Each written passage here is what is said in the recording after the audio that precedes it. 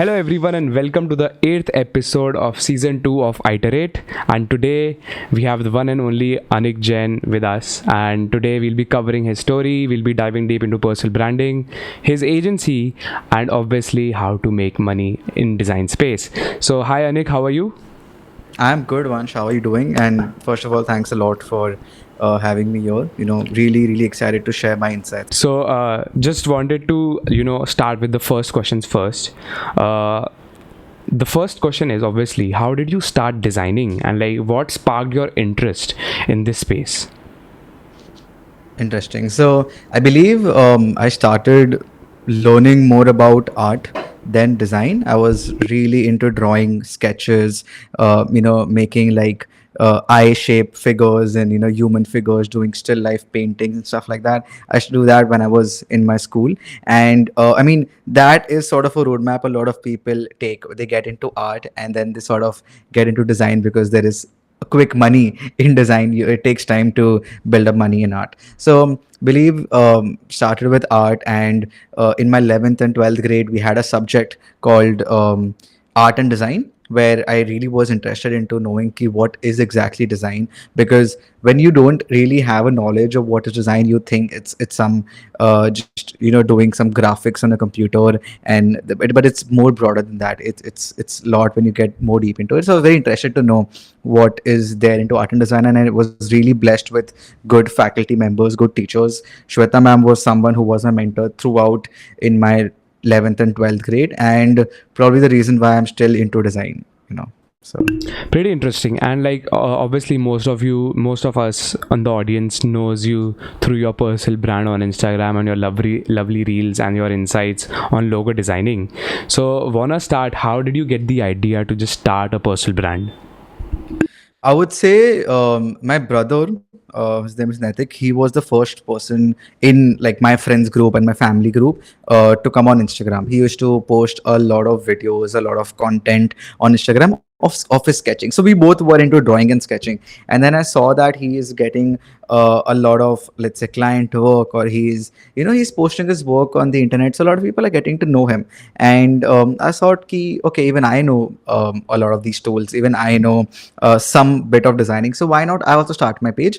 I took that inspiration from him and I started that page, and I started posting very minimal black and white logo designs and icon designs, something which I felt like I can do quicker, because I had posted one single post every day for like about 3 months. I had posted a lot of logos, a lot of graphics, and I had also followed that Inktober, which we have every October, but in my own style. So Inktober, wherein artists, a lot of creatives, like even photographers do it. They're given a word every single day, and they have to visualize that word in their own aspect. So I did that in the logo design aspect, and I created every day one single logo based on that word, and I posted it on Instagram. So after posting these, it was very simple post, okay, I'll be very honest, and really don't like it also now, because I mean there are so many mistakes I made, but I would say what really picked up from there is people loved the creativity aspect. Even though I was very bad with the tools, my lines were shabby, it was not aligned, and the fonts, everything was very off. But what people really liked is my efforts of showing up every single day, putting a post every single day on Instagram, and not really considering, okay, whether I'll get these many likes or these many views. I was just doing my thing. I was in that zone where I know that I have my college, but before that, like the previous night, I have to prepare a post for the next day. So that discipline is something which people really liked. And let's say I actually was sick for about a week and I missed 2 3 posts in the middle. People kept asking, oh, where is Anik? So I did not realize people are seeing my post until I stopped posting. So that is when I realized, oh, people actually see and care about what I'm posting, even though it's not the best thing in the world, not at all by far, but it's something which really sort of helped me in my journey in the beginning. And they also really like the thought and creativity behind it. I was never someone who was amazing at design. Even right now, I would not say I'm the best logo designer in the world, but I am the best logo designer out there in the world. So that is something which I would say for that. Yeah. Pretty interesting. Like wanna ask you also, like how did you design logo, how did you decide logo designing is your forte? Because like there are so many niches out there. Why logo designing? I would say purely because see when you think of graphic designing, when you get into that field, there is so much you get to uncover. There are different posters, packaging, and different materials. Even like I think website UI UX also some of the other way comes in a part of graphic design. So when I was starting out, I tried everything. In fact, I liked packaging design more because when I used to go to these grocery stores with my mom, with my friends, I used to always be fascinated by looking at the boxes, looking at how every single element is placed in such a small packet and how beautiful it is looking. I was very curious as to how this is designed. Whenever I used to look at packaging, I never used to notice the logo because the logo is like literally 10% of the entire packet. You see the packet first. So got into packaging design as in my final year project in my 12th grade. I chose that as my thesis. So I did a lot of research on the history of packaging design. I went to Pune. There is this museum where they are kept like literally 100 years old Coca-Cola bottle designs and a lot of different packaging and like history of how it all started, the evolution of packaging. So I was very, very much interested in that. And then somewhere the other way, started watching a lot of videos on YouTube. And then when I came into, in fact, my friend, she used to, so when I did packaging design as a thesis project, my friend did logo design. And I was like, it's just a logo, man. You just put a font, you put a text, and just place it in an oval, like how logos used to be before, and you just put it. So I did not realize that the idea, the thought process, the storytelling, and all the research which comes into play when creating a small mark or even a simple logo. Then when I started watching a lot of videos, I started discovering the world of branding. And वहाँ पे discovered कि what actually logo design is, what it takes to become a logo designer. I got so much engrossed and you know really wanted to explore कि can I become a logo designer? I was watching a lot of YouTube videos every single night. I didn't have money for Netflix subscriptions. YouTube was free, so I watched a lot of YouTube videos, like literally. While eating, while like even like before sleeping, I should not sleep at night because there was no schedule in the morning. Like you are in school, you will obviously sleep at very late at night. So and then there was this one video of Chris Do. I mean, we all know who he is. There was this one video where he was going around his design agency. At that time, Chris Do was taking client projects. Right now, he's purely teaching and purely focusing on the Future Academy. But at that time, he was taking some client projects. He was showing me. I mean, in the YouTube video, he was showing how he redesigned a logo, and I was very much interested into seeing that what it takes to redesign a bad logo to a good logo. That because it's not like a guideline or a step you follow. It's just your instinct key. Okay, this is something which is not looking right, how to make this right. After watching that video, I got really engrossed into logo design, and I did a lot of research and binge watching of videos till I actually started designing my first logo. And I'll be honest, it's a very difficult thing to crack, but it's a very easy thing to start with. Logo design is something you can directly start with right now, also, if you want to be a logo or brand designer. But it's a very difficult thing to crack and be good or best in that game. That is why I started it. Pretty interesting, because like I've seen your work. Like you have worked with a lot of big folks. You started designing, as you mentioned, package designing, and I think you have mentioned that Pune museum in other podcasts as well. So Yes. obviously I will visit that for sure. And obviously Anik Jain is speaking about it, so for sure it will be worth it for everyone. And wanna ask you, like you have an agency as well, right? Before we dive deep into the agency segment, wanna know, what year did you start posting on social media, and how long did it take for you to blow up on Instagram? I think I'm wrong with this, but I think I started posting 2019 when I was in my second year of college. I started posting. I'll tell you a very interesting story. So I used to create a lot of posts, and I was in this group in my college called Inferno. You know how colleges have these small groups wherein it's like you manage a community. It's event management groups. So I was in that, and I was in the design team. So I used to make those posts, and people used to see my work, but I was not that big. I had like 2-3 thousand followers, something like that, and mainly were all college people. So I used to do that, and then there's this friend of mine, her name is Muskan, and she was at that time, she had like 100K on Instagram, and she was like a nice influencer and all. And I was still pretty scared because I never had a word with any, as a, 1 lakh follower influencer. She saw my work. We sort of became friends, and then she posted a story. Ki, check out this guy's work. It's amazing. So I mean, I was mind blown, and I got like around 500 followers from that. And from there, I started to realize ki if like how easily she put a story. I did not even tell her that I really valued the time and efforts I'm putting in my page. From there, I started taking my design page very seriously. I think after that, I even changed my DP. First, my DP was a letter A with a circle inside and some logo which I had created for myself, like a personal brand in blue color. So I changed it to a picture of mine so that people start realizing and start to know who is the person behind this page. And then slowly it went from 5,000 to 10,000, and I started posting a lot of topical content. For example, if there is Ganesh Chaturthi, what I did is I took Spotify's logo, I reversed it so it became that three tika type thing, and I made a very nice figure of Ganesh ji. And not only this, I made a lot of content for taking existing logos and putting it very apt to what day it is. Let's say Doctor's Day or Teacher's Day or Father's Day. So combining that topical movement with an existing logo of the brand, so people start seeing logos differently. As a graphic designer, I don't think see things normally. Whenever I see a logo or anything, I see it completely different way. So I wanted people to also start having that visual perspective to see what I see. So people really liked it. A lot of my posts went like viral. It was static post, right? But it was very difficult for a static post to go viral that time because there was a introduction of reels and videos at that time, and I had no idea how to create a reel. I had no idea how to enter that space.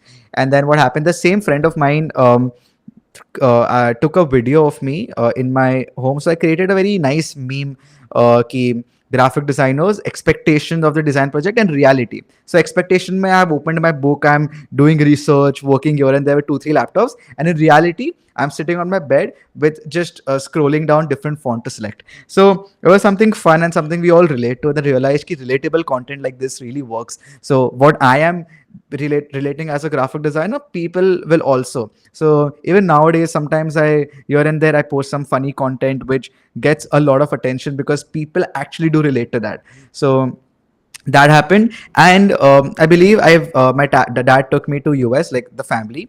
We went to US. At that time I had like 13,000 followers, and then once I came back from US, I took a lot of inspiration from there, from because there are so many like YouTubers, so many people to get inspiration from. I came back, I started realizing I need to start posting reels, I need to start making content. So what I did is I did not buy a camera again, did not have that money, I didn't want to ask for my dad for money.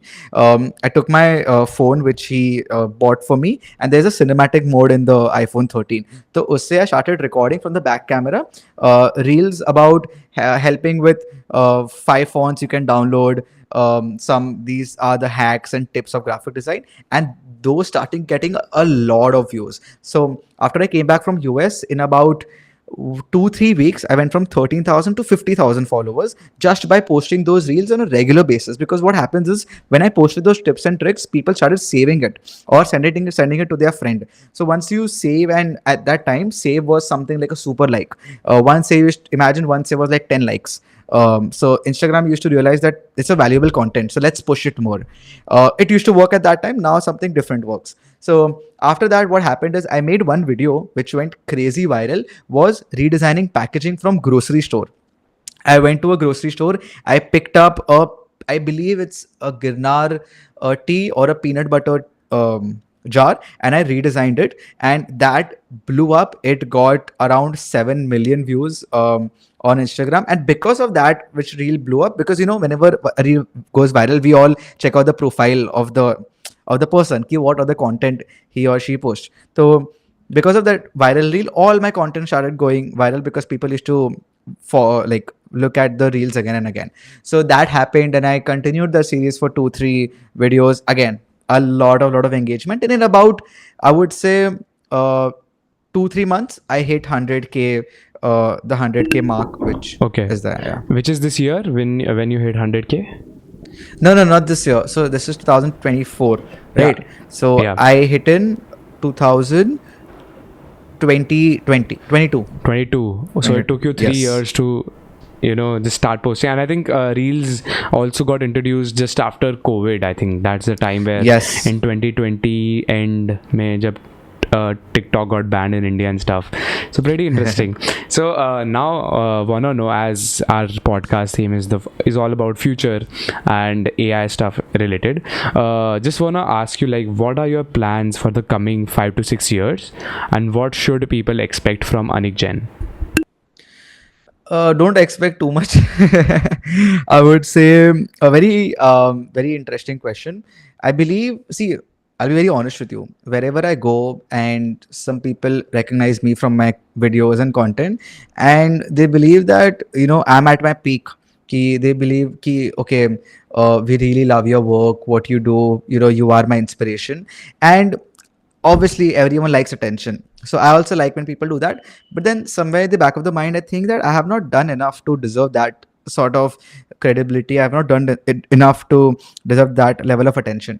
So I believe a lot more is coming everyone's way. I was at my peak at a time. I was really very popular on Instagram. Everyone knew me. I was getting views and likes left, right, and there. But right now, there is like a stagnant stage which has come, wherein I'm also exploring. I'm also trying to grow my company. And I believe once I pick that rhythm and that algorithm, I'll start growing once again. So I would say, if you are expecting something from me, is more quality content. Now I don't want to get into the race of jumping for views and likes and engagement and stuff like that. Now I want to really create quality content which really helps out people. Even though it helps out like 50 people, I'm fine with that. That's why I'm focusing more on long form content. I did not have a YouTube channel back then. I started posting on YouTube, I think, about a year ago only. And we're gonna hit 100K on that, so I'm very excited for that. But yeah, I'm focusing on quality content, and really want to change the vision of a graphic designer in India. Really want not only like youngsters like us, but even people who are elder to us or maybe more younger to us, to change their perspective on what graphic design is. I want to change the mindset of people. That is something you can expect from me. Nothing is going to change. I'm going to be the same me, going to create videos.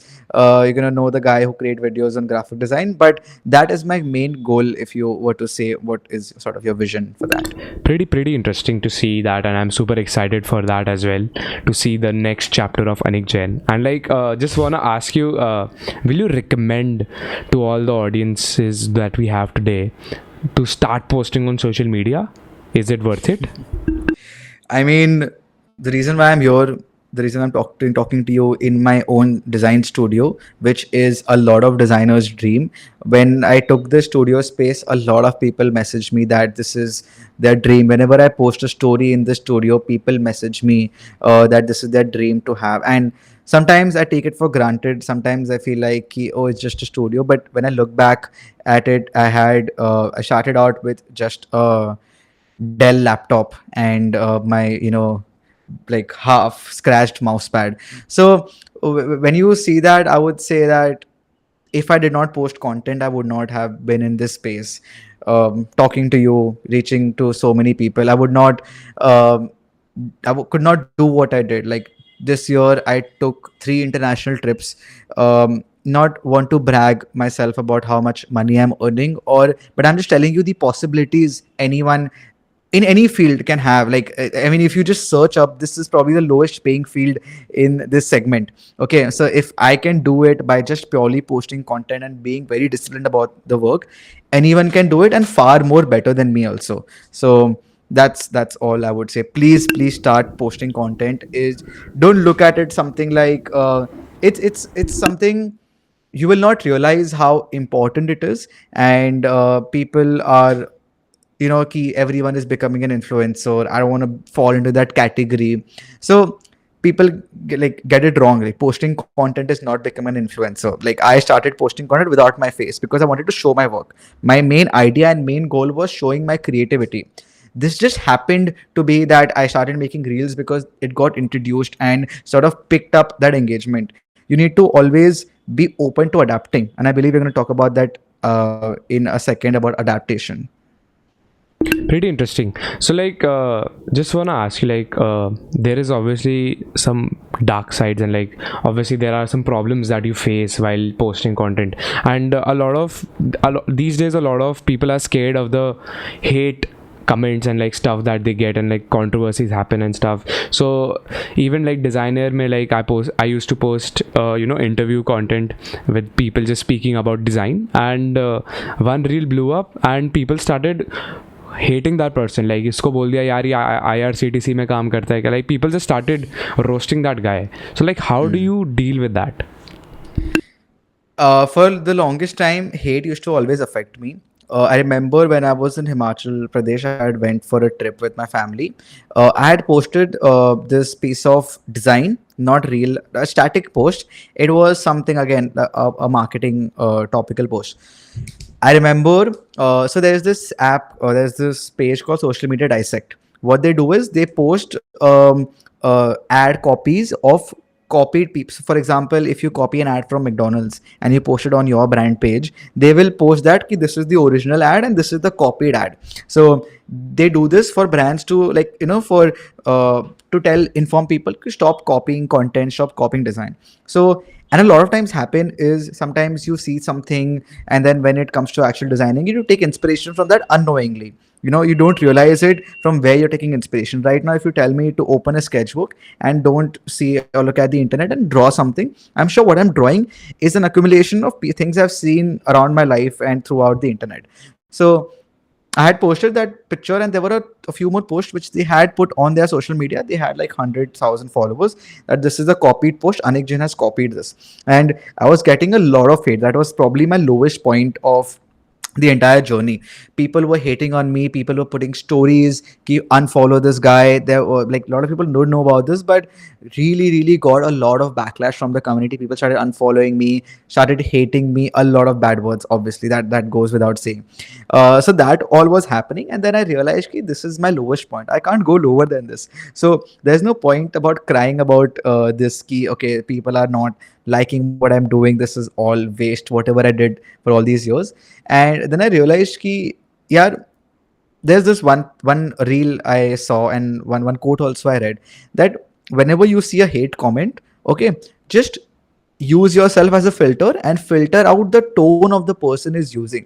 For example, if they are using a bad word or they are using a foul language, just remove that and just look at why the person took an effort from his busy day in his life to comment on your video or on your post, and understand what was his intent behind it. If its intent is purely just to hate you, that's okay, just leave that on side. But if its intent is to hate you and also tell you where you're wrong, then take it as a learning and then see what he or she is trying to say, and understand where you might be wrong. No one is perfect. If right now also, I believe a week ago I posted a video on Nvidia's logo. I redesigned it.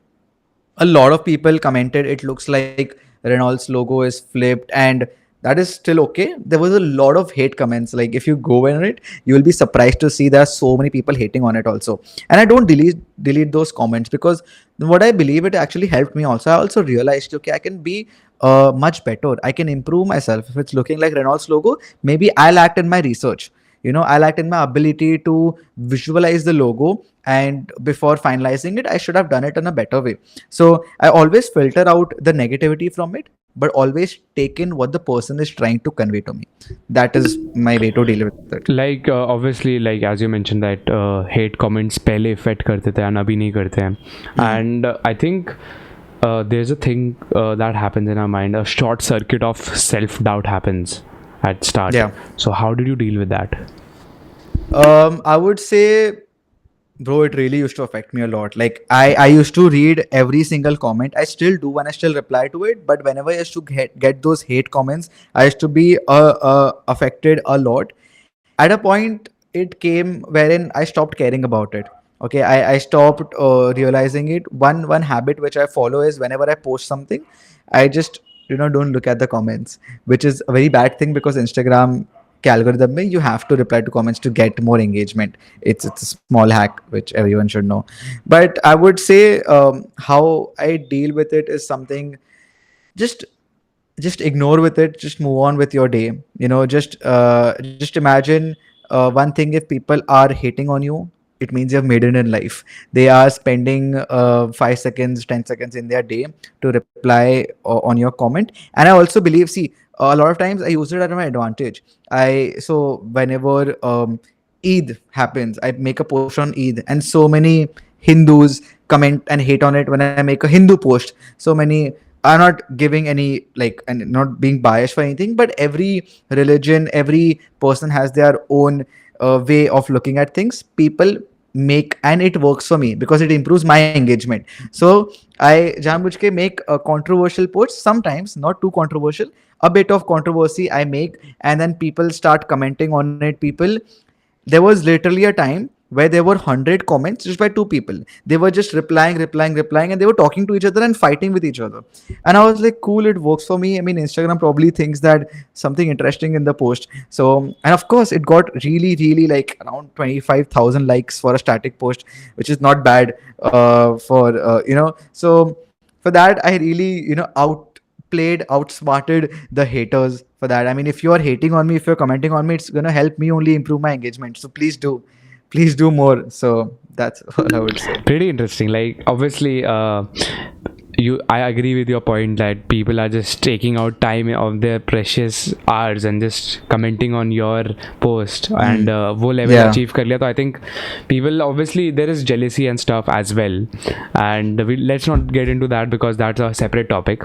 Let's come back to social media and let's dive deep into the major segment, that is money, paisa, right? So wanna know, is there good amount of money in design space or social media as well? You're talking about what exactly in social media? So like when you're posting on social media, is it like, can you make it a proper business, like you have your own personal brand, correct? Now obviously there are a lot of stuff involved where you can earn money, so if you can cover that segment as well for this podcast. Got it. So I would say, once, for the longest time, I never used to earn a single rupee from social media. Even when I had 100K, I never earned any single rupee from social media. Uh, because I sort of did not. So even though I'm so much out there, I would say I'm still an introvert person. I never used to ask people who are there on social media, my mutuals, ki, oh, are you earning from Instagram? Is Instagram paying you, or you're getting brand deals? I always used to look at their content. I was like, nice, I used to like them, but never सामने से approach someone ki, okay, can you actually make this a space for, like, earning? So I was like at 150K, something like that. I got my first brand deal. It was, I think, from this company called Packdora. It's a packaging tool. I actually made a video on them last week only. So I think that was my first brand deal, wherein I had to just show on how I'm using their website, and they paid me around. I'm not sure if I'm allowed to say this. They paid me around, like, I don't know, 40,000 rupees for one reel. Okay, which was very less also, but I had no idea. Like, I was a noob. For me, 40,000 rupees from posting one reel, which I used to do anyways. I was, regardless, used to post it every single day. For me, that amount was huge. And then I started asking a lot of people that, first I was very proud of myself. I made a brand deal. I earned so much money for just posting one single video, which was like 15 to 20 seconds. So I would say there is a lot of money right now. If you ask me, there is a lot of money in social media. You can earn a tremendous amount of money, but that also depends on what niche you are. Let's say if you are a fashion, beauty, lifestyle creator, you can earn a moderate amount of money. If you're into finance or any segment which involves money, and a very niche segment or niche sector, finance brands pays you a lot, like a lot of money. And then if you are in this space, which I am right now, design tech, I would say it falls in the middle. Like, finance is your fashion, beauty, so somewhere falls in the middle of it, something like that. And I'm affiliated with this company called Social Tag. They basically manage my brands and clients and stuff. And I mean like the ones I promote on Instagram, not the ones which I'm working with a designer. So and what they do is to do all that, they take around 20% cut. A lot of agencies, like if you see Monk Entertainment and all these all these creator-led agencies, they take about 15 to 20% cut on every single deal which gets locked with the brand. So let's say, for example, if you have like a 50,000 rupee reel to be posted, 20% of that will go to them, the rest will come to you. Again, the TDS and all that is a different chapter. So that is something is there. But to answer your question, whether there is good money, yes. But how long will this money be there? We don't know. Right now it's at its peak. Everyone is earning a lot on social media by creating content, by creating reels and Instagram stuff and like. But if you also see the trajectory, all these big influencers and creators like Raj, Finances Sharon, all the million plus, I think 2 years back they used to earn more on Instagram than now because they were at their peak, and obviously everyone has that graph and timeline. But I would say the creator economy is sort of gradually descending, and for that very reason, I would not recommend anyone to purely focus on growing on social media just for the money purposes. If you want it to be your marketing tool, like I never knew you can earn money on Instagram. I always thought it if I post reels, if I post my designs, I'll become famous, I'll get more clients. Jinkali, I'll work as a service based industry. I never thought I'll have a design community. People will follow me to learn design, and then I will promote brands to earn money out of those videos. I never thought that, never had that in mind. It just happened by being consistent and being very disciplined about my work and my videos. So I would say it's a very quick money, and wherever quick money comes, it also quickly goes also. So that is something I would say. I use my Instagram, my YouTube as a marketing channel. So the brands come to us and then we convert that leads into prospects and clients in my company. So I do the marketing part of it in my company. Basically, that's what I use Instagram for. And obviously, promoting brands on Instagram, helping out other fellow designers, and helping out myself so that I can afford this studio, so that I can afford lighting, camera, a team dedicated, and editors. That is why purely it happens. So like you are in the studio of Dzinr right now. So like how are you feeling right now? Like in your design own studio, and like you said every designer has a dream to start their own studio. So now let's dive deep into your agency or like studio that you have called Dzinr. So like first of all, want to know like what inspired you to just start a logo designing agency? Got it. We actually started with logo designing, but right now it's much more. We do full end-to-end branding, from your websites to creating experiences, social media, a lot of stuff. Like a lot, we expanded a lot. But we started as a logo design agency because I felt like I was really nice and really good at logo designing. I used to really think sometimes out of the box in terms of logo designs where people actually used to like it, and whatever work I should post on social media, that only clients used to come to us. And if only logo design clients come to us, then only we'll cater to logo designs. So that is why it started as a purely logo design agency. Right now also we call ourselves specializing in branding because the core part of our agency is all about branding. We just started social media.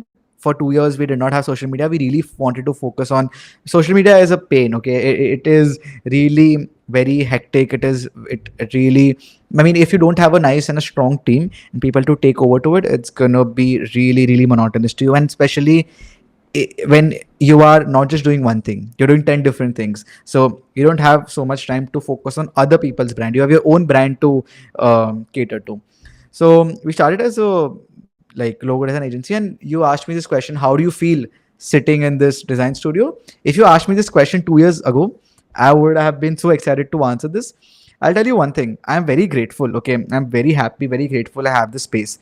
But hota kya hai na, once you have something and then you have used it for a while, you don't like it anymore. It's not like you don't like it, you want more. Okay, same with me, the same problem. We are all humans. Okay, we always we are very greedy. We always want more. So now we are planning an office space for Dzinr because where I want my entire team to sit in one space.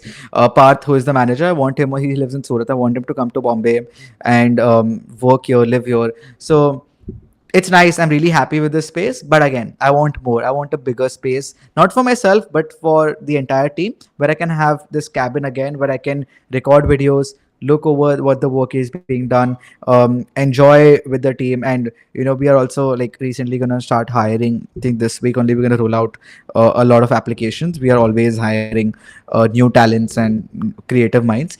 So, very very grateful and very happy to get this opportunity, even to grow from this. But I would say it's always nice to come back to this, when to see where it all started from. Pretty interesting, and I'm all saying that more power to you, man, because you're super young, just like me. I think you are. What's your age right now? I'm 19. You are. 21. You're 21. So like, see, we are so close, and like we are like growing and learning every single day. And I think that's where the respect lies for you as well, that you have done so much and like you have achieved so much in life. And I think this is where like we all of us are trying to push the design world ahead in India. And I'm super happy to interview you today.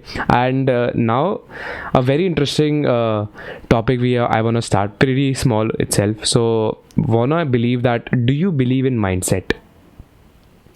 Oh, 100%. Yeah. For sure. There is this one thing which I started following a lot. A friend of mine told me. So I used to be very lazy. And I'll tell you, being lazy is a good thing also, is a bad thing also. You know why we all know why it's a bad thing. But you know why being lazy is a very good thing also? I believe a lot of successful businessmen are very lazy, because they're too lazy to do the job themselves. That's why they hire people to do it, and that's why they grow their businesses. So when I started out Dzinr, I think it's going to be 2 years. Today's 2nd July. On 22nd July, it's going to be a second year of Dzinr.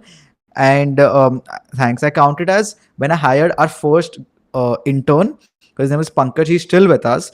He's full time now, but he was the first intern I hired, because I was too lazy to do presentations for clients. I used to make logos, fatafat, sketch page to do it. But I was too lazy. Who will make the presentation? So I was like, let's do something. Let's hire him for some amount, and some amount he will take for the project. So I hired him. I realized how my work efficiency is increasing. If I used to make 4 logos or 2 logos in a day, I can make 5 now, and he can do the presentation. Then later I started hiring more people. So being lazy really helped me out there to delegate work, and it's very important when you want to grow your team or want to expand your team. That delegation is very important. And talking about mindset, there's one thing which I follow now. For example, I think a few months ago, I used to create all the invoices, client invoices.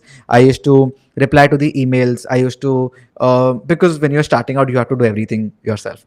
Okay. So I used to even send messages to clients, whatever lead we get on the email, people inquire on the website, we get the lead on email. I used to call every single client myself. Oh, hi, I'm Anik. You put your inquiry, you're looking for branding services, all that. What I realized is, whatever job or whatever task does not take you more than 10 seconds, you should do it first and have it as a priority. A lot of people, when they make to-do list, they aim at completing a bigger task first and then leave the small for the later and the rest. But I have this notion, and if you follow this, it's going to change your life. If a small task, if any task is not going to take more than 5 to 10 seconds, do it first. Do it now. Like, just do it.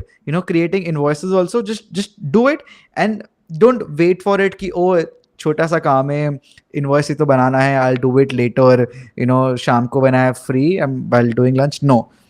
If it's taking less than 5 seconds, just do it now. So that is a mindset which I have whenever any small task is given to me. That is something which really, really helps me out in small day-to-day activities every day. Pretty interesting to hear that. And now, second last segment of this podcast. Any open tips that you have for the audience out there? It can be for social media, it can be for designing, anything that you have.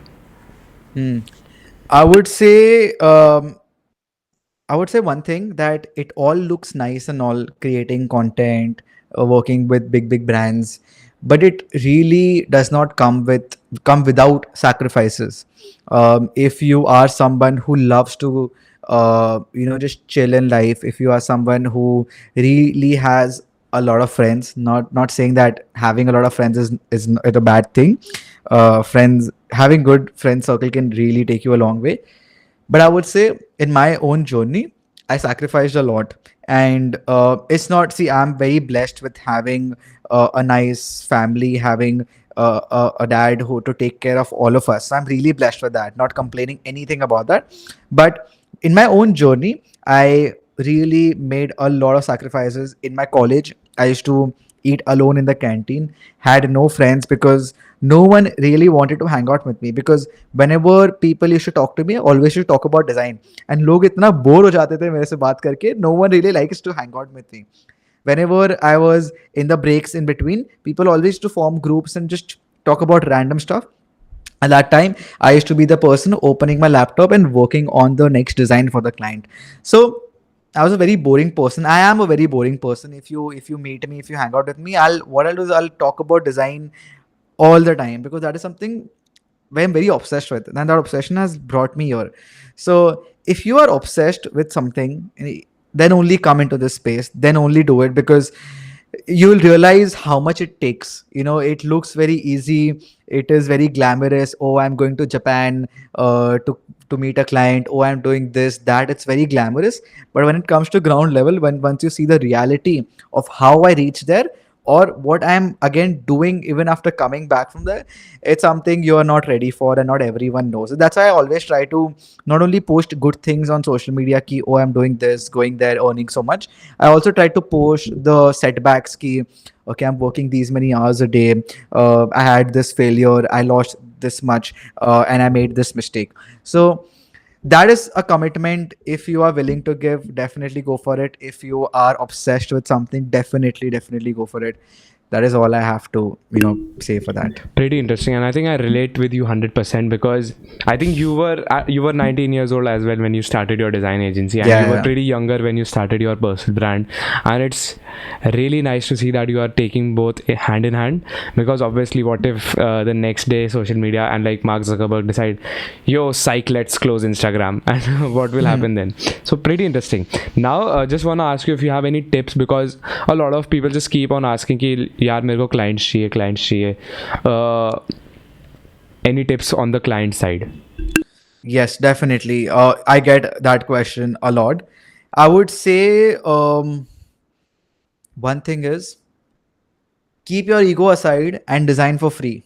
Okay, that is one thing which really helped me out. When I started out, there was this friend of mine who needed a logo, and for his dad's company, and his dad was super rich. I could have charged him a lot, but then what I realized is, being super rich also gets you a lot of connections. So I told him, Uncle, I'll do your work for free, but just make sure you recommend me to some of your friends or some of your family members or anyone you think can get work done from me. So I did their logo for free. The guy really liked it. He recommended to me so many people. I still get a lot of clients from his recommendations. So with that one free gig, which I sacrificed myself, ki, okay, I'll do it for free, even though I'm working day in and night, putting in so much hours and efforts into it, which I should ideally get paid for. I'm getting ripped off here. But I did that thinking of a longer term basis, whether maintaining this relation, because money is something, when it comes, that relationship always comes. Because if I had charged him, he would have definitely, maybe be very particular about what I'm giving him. If I did it for free, it felt like I have a one up on him. I made a favor for him, like that. So right now, obviously, we cannot design any logos for free. We are running a design agency. We have salaries to pay and a lot of expenses. But if you're starting out, one advice I would say, if with one potential client you can get a lot of clients, do it for free. I know it sounds wrong. It's like ripping you off. It's not ethical to make someone work for free. You've put in so much hours and efforts learning Illustrator, learning so many Figma and so many other tools, that why would you even do it for free? But India is a very price sensitive market. People don't value work so much, which is something we are trying to change. But when starting out, have a one up on people, maintain good relations with a lot of people, reach out to as many people as you want. Obviously, posting content is a byproduct of getting clients. If you post content, you will 100% get clients. A friend of mine who was from school, she, of course, she does not have a good engagement, a lot of followers. That's completely fine. But She even has 500 followers and she gets 2 clients every month from that. That works out for her. And if you do a good job for one client, that person will 100% recommend. And when it comes in recommendations, people blindly trust people. If I recommend you a website designer for your company, you will trust me. You're like, Anik gave me his number. I will get it done from him no matter how much money he's charging. That trust factor really increases. Then obviously there are other websites like Fiverr, Upwork. I would say it's not a long game. Those websites, those tools, it's a short game if you want to earn some small gigs, a quick money. If you want to earn maybe let's say to buy a better PC or to just gain a few work experience while also getting paid. Those are good platforms to explore to, but don't make that as your sole purpose of money making. Strategies or that as your growth level. It's just a phase in life where everyone was on Fiverr. I'm sure you also tried Fiverr. We also had our gigs on Fiverr. I still have my gigs and still get to keep getting requests. But it's something that you need to make sure that you grow from that. You need to make sure you maintain good relationships. Right now also, if any client has paid us an X amount of money for let's say just logo design, nothing else, I'll make sure from my end I will always over deliver to them. I'll always give them one logo animation also, even though I'm doing a loss. Okay, let's say a client has paid me 50,000 rupees for a logo and there's a logo animator whom I outsource the work. He charged 30,000 and bacha mere paas 20,000, salary gayi 10. I don't have anything. For example, just a scenario. So I'll make loss here, but I know that if I do this sacrifice, if I make this, it will be a reward in the future. The client will be happy that I delivered an extra amount to them. He will always remember it and he'll always recommend you to someone else. Again, if you maintain good level of boundaries and stuff like that. So that is one advice I would like you to give. And one last thing I would say that if you're trying to grow in the design space, try and niche down to a particular thing which you're really interested in. Starting may try out everything. Try out website, layouts, book covers, try out everything. But then you will understand and realize ki kisme your interest lies. What is something you can do in the middle of the night also? If I just wake you up from your dream and I tell you to do this, you are ready to do it. That was logo design for me. That is why I really love branding. It's a good part of it. So if I wake you up in the middle of the night and you really like designing packaging, you can be an amazing packaging artist, illustrative artist, and something maybe bigger than that.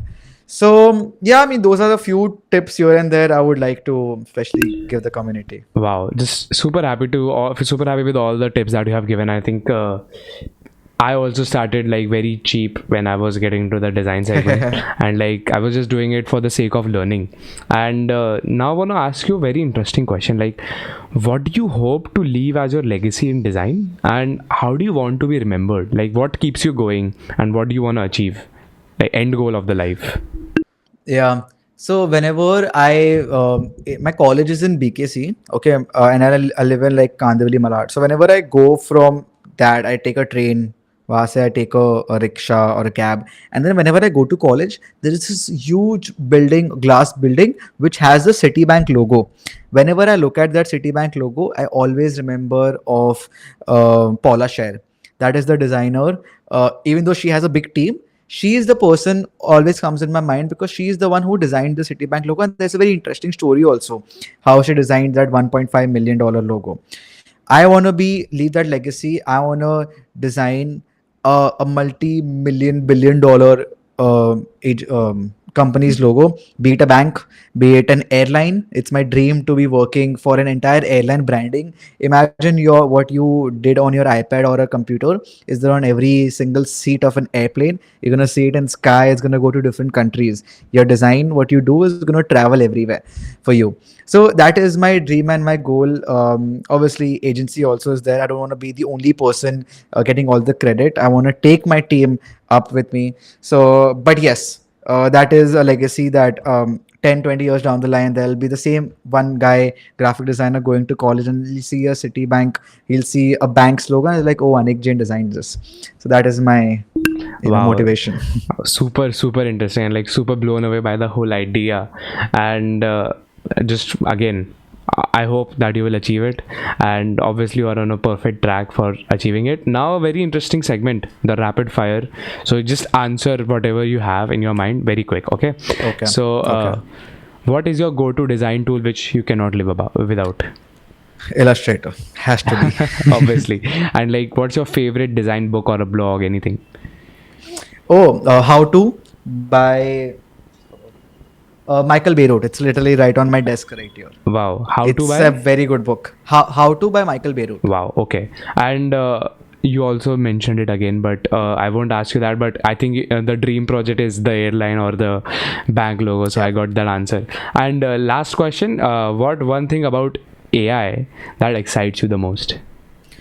One thing it excites me the most is that how AI is getting into the design space. So a lot of people think it's not a rapid fire question, right? So one thing which people think is that it's gonna replace a lot of jobs. Yes, it's gonna replace a lot of jobs, but it's also going to help you become better at your job. If you are ready to adapt or ready to upskill yourself, it's gonna really help you out in doing small to small day-to-day tasks. For example, right now, if you're writing an essay for your school or generating an image, if you want, you can easily do that with AI. Pehle, it was not possible. So it's very exciting to see the possibilities and how it is growing so rapidly. Yes, it is scary. Yes, we are trying to integrate in our design agency slowly, and we're trying to adapt to it. But yes, it's also very interesting to what it brings in the future. I would say, I mean, I can be wrong, but I don't think an AI tool can possibly replace a logo designer. What it can do is it can replace the thought process of getting to that stage. For example, if a logo designer only focuses on the tool of creating the perfect, beautiful logo, AI can replace that.